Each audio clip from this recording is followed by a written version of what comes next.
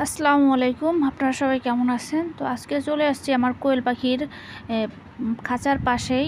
দেখতে পাচ্ছেন এই যে এখানে একটা ডাউক পাখি চলে এসেছে। তো বৃষ্টি হয়েছে, তো বৃষ্টির কারণে এখানে পানি হয়ে গেছে প্রচুর। তো ডাউক পাখি এসেছে তার বাচ্চা নিয়ে। তো এই যে দেখতে পাচ্ছেন এখানে এই বাঁশঝাড় আছে।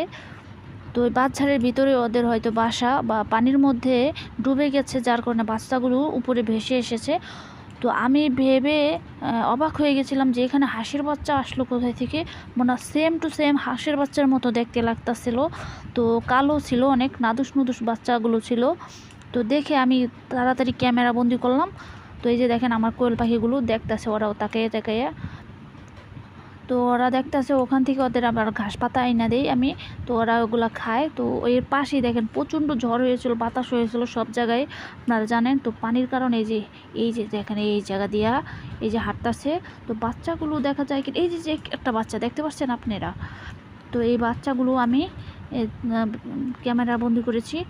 তো কোয়েল পাখিগুলো যে দেখেন এখানে আছে। তো আমি কোয়েল পাখিগুলোকে এখন আটকে দিছি, কারণ সন্দেহ হয়ে যেতেছে। এই যে দেখেন এটা দিয়ে বেড়া দিয়ে দিছি। এখন আর কোয়েল পাখি যখন ঘুমাবে, তো রাত্রের বেলা ওইটা দেখতে পাবে না। তো রাত্রের বেলা ভয় থাকতে পারে, অনেক সময় সাপ ঠোপ আসতে পারে, কারণ সাপ এসে যদি কোয়েল পাখি নিয়ে যায় সর্বনাশ। তো তার জন্য আমি এটাকে বেড়া দিয়ে রেখেছি। তো এখন আর সাপ টাপ কোনো কিছুই আসবে না। তো কোয়েল পাখিগুলো দেখেন, আমার কোয়েল পাখিগুলো কতটা ওয়েট হয়ে এসেছে। তো আমি ধরে বুঝতে পারতেছি অনেকটা, মাশাআল্লাহ অনেকটা ওজন হয়ে গেছে। তো মনে হয় 2-3 দিনের মধ্যে ডিম পেড়ে দেবে, এরকম অবস্থা।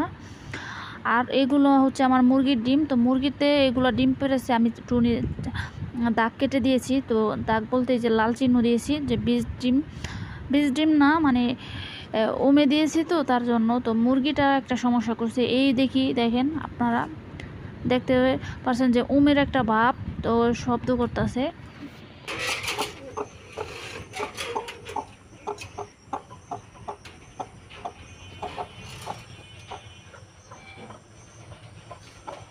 তো দেখতে পেলেন যে আমার মুরগিটা কিন্তু কুচে ভাব চলে এসেছে।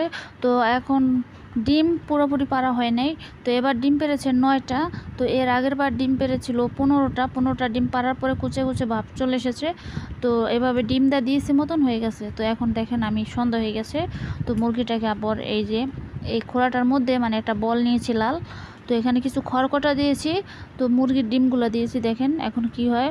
রাতের বেলায় ওই বসে, কালকে রাতে বসছে। তো দিনের বেলা নেমে যায়, দিনের বেলা আসতেই চায় না।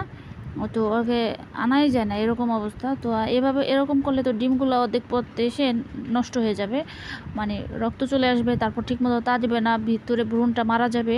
তো এরকম এর আগের বার 15টা ডিম নষ্ট করে ফেলেছে ওই। তো চিন্তায় আছি যে মুরগিগুলো এরকম করতেছে কেন। আর এখানে আমার সেই কোয়েল পাখিগুলো। তো এখন আজকে আবার ওই যে জায়গাটা সন্ধ্যা হয়ে গেছে। তো দিনের বেলা আমি কিন্তু এটা খুলে দেই, পর্দাটা সরিয়ে দেই। আর আর সন্ধ্যা যখন হয়ে যায় তখন আমি এটাকে লাগিয়ে দিই। তো এখন আমি ধরার চেষ্টা করতেছি।